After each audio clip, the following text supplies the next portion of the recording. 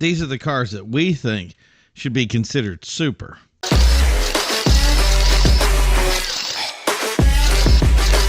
Welcome back to Carside Chat. I'm your host, Primo, and what I do is supercars. I've been doing this supercar thing for longer than most of you watching the channel have even been alive. If you're wondering, the Countach and I are actually the same age, and I did not just admit to that. So one question I get quite a bit is, what car do I think should be considered for supercar status? And that's a great question. It's hard to think about it today with power outputs beyond 1,000 horsepower on paper, but there was a point when a 400 horsepower car was pretty darn impressive. If you've seen any of our shorts, you have seen a list of the power outputs of supercars from the 80s and the 90s, and it's pretty baffling that they even considered them supercars. But back then, that was a big deal. And that's why it's so hard to really define what a supercar is. Does it adjust for horsepower inflation, or is it really in how the car is designed and performed in comparison to, say, everything else? Today we do focus on handling and aerodynamics much more than power like we used to. In fact, if you go back, you'll find some cars wearing the supercar badge that really just don't seem to deserve it. One thing I do know is just throwing power at it isn't the answer today, but in contrast, that's kind of how Enzo Ferrari believed. He was just not a fan of aerodynamics. So I'd love to say this is what makes a supercar, but the truth be told is nobody has a solid answer.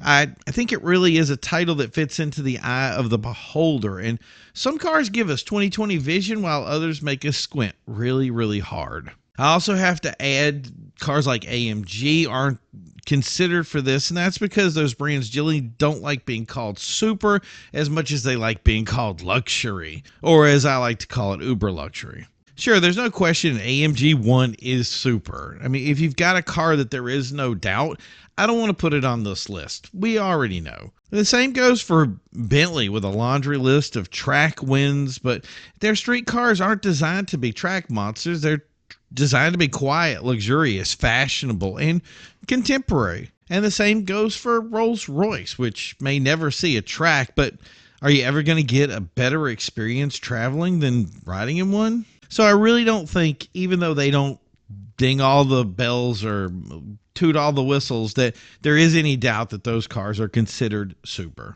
No, we're going to focus on cars that make you doubt and then tell you why they should be. And you may also say this car or that car deserves to be on the list. And you know what? You're probably right. We don't have time to go over every car, so we're not going to argue about some cars, even if they don't bear the title. A lot of them are still considered by many as being a supercar. So even if I didn't add it, feel free to put them in the comments below and bring a little love to your favorite model. So my first pitch here is the Ford Escort RS Cosworth, and I know it may seem a little bit subjective, but bear with me. Imagine if you're a big company and you want to win races, but before you can unleash an insane car on unsuspecting competition, you gotta build a couple of real cars for the road first. Sure, you could spend a ton of time reworking everything so it's quiet and safe for the drivers on the streets, or you could go the Cosworth route and say, if he dies,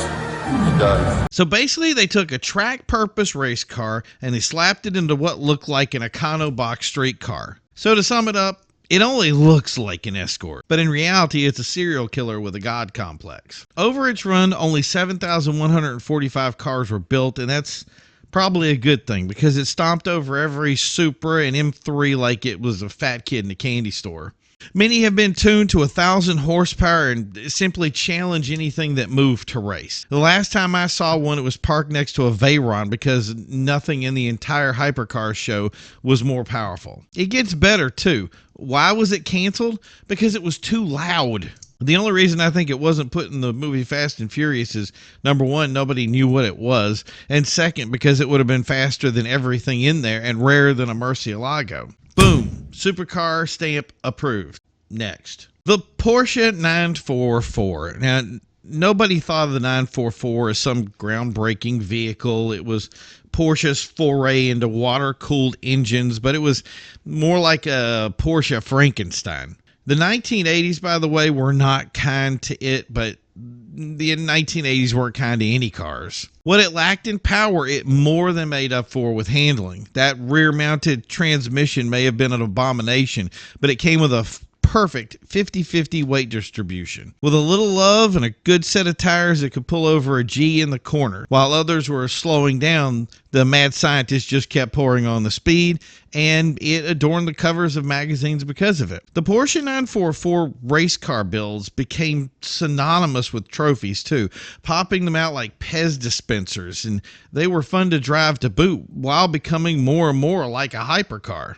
One purpose-built race car made 750 horsepower, which for the time is definitely supercar territory. Today it may be long in the tooth, but that hasn't really stopped them from being fan favorites. Put one back in the operating room, throw an LS or Audi motor in it, slap on some carbon fiber skin, ton of aftermarket everywhere for it. The perfect driving machine. And if that ain't super, I don't know what is.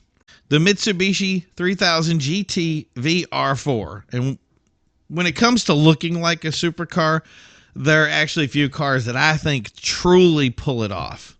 If you were around long enough to appreciate the 3000 GT when it came into production, it really checked all the boxes. From day one, everyone thought it should be hanging out with Ferraris. The wedge shape, the ductwork, even the name said fast. The 300 horsepower versions weren't anything to scoff at, and with all-wheel drive, they were very capable. Still, the car never caught on, and it didn't get the recognition its tuner cousins enjoyed.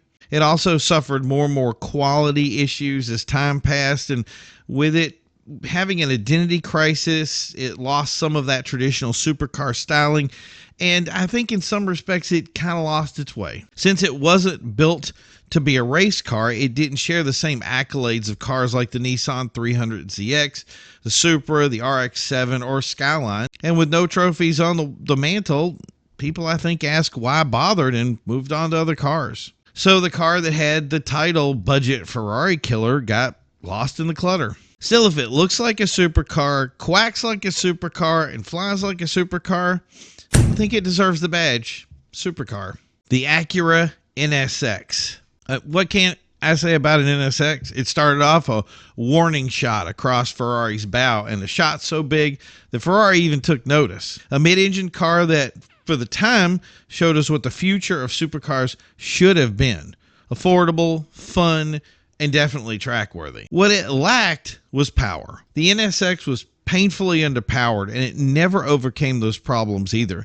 I really think people expected it to have more power. By 1994, Ferrari had upped its game with the popular F355 and simply left it in the dust on pretty much everything except for the price tag. People forgot what the NSX had accomplished. While other tuners found success, the NSX stagnated. Still, what the NSX stood for is still relevant today. Mid-engine, rear-wheel drive, analog feel, and even though it seemed to fail on the street, its racing counterpart was killing it on the tracks in Japan. If they have to change the rules just because you show up, you're doing something right. Still, buyers really never truly identified with it.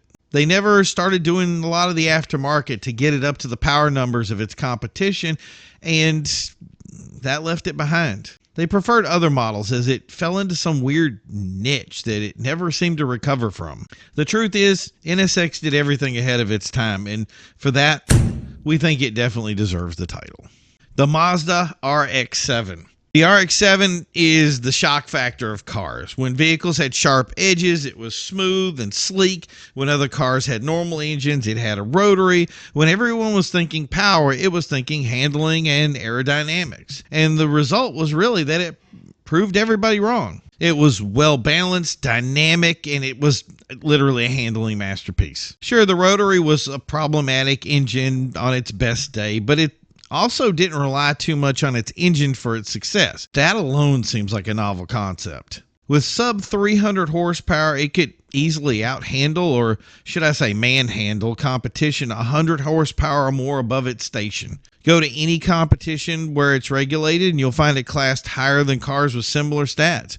Simply put, the RX-7 was made to go fast in all the right ways, and it made it look easy. If you've never driven one, you're missing out.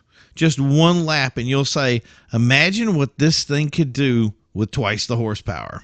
And that's really all that kept it from being called a supercar. What really shocked me is that nobody tried to replicate anything it did, and it did everything right except for its engine. This one, I have to say, is a no-brainer, and for those that don't know it, it really is time to understand exactly what made the RX-7 so special and so cool, and that's what makes a car super. So I know you got a lot of rotary fans out there, but you know what? If it takes us to LS swap the thing to make all the power in the world, just let them have it. So that's our list. Tell us in the comments whether you agree or which cars you think should wear the supercar title. Hey, maybe you can get in one of those cool internet arguments with a complete stranger. But I hope you find some hidden gems you've never thought of before and find some common ground among other enthusiasts. I hope that with all the things that we do for Motivation Monday that somebody's paying attention and can get into some good discussions. Until then, head over to our new product store and pick up some of the new apparel and look the part of a supercar owner. Until then, we'll be looking for the next odd topic to discuss, but you know what? That's for another video. We'll see you then.